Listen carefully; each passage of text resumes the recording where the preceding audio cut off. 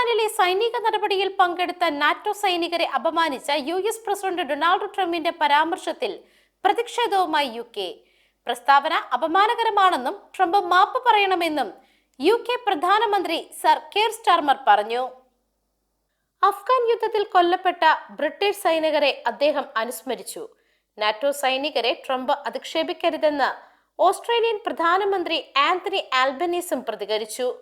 ട്രംപിന്റെ പ്രസ്താവന അംഗീകരിക്കാനാകാത്തതാണെന്നും യുദ്ധത്തിൽ കൊല്ലപ്പെട്ട ഓസ്ട്രേലിയൻ സൈനികരുടെ കുടുംബങ്ങൾക്ക് വിഷമമുണ്ടാക്കുന്നതാണെന്നും അവർ ആദരവ് അർഹിക്കുന്നുണ്ട് എന്നും ആൽബനീസ് പറഞ്ഞു.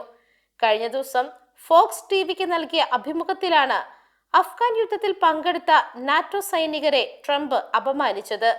നാറ്റോ സൈനികർ യുദ്ധത്തിൽ പങ്കെടുത്തില്ലെങ്കിലും അവർ മുൻനിരയിൽ ഉണ്ടായിരുന്നില്ലെന്നായിരുന്നു പരാമർശം. News desk Magnavision.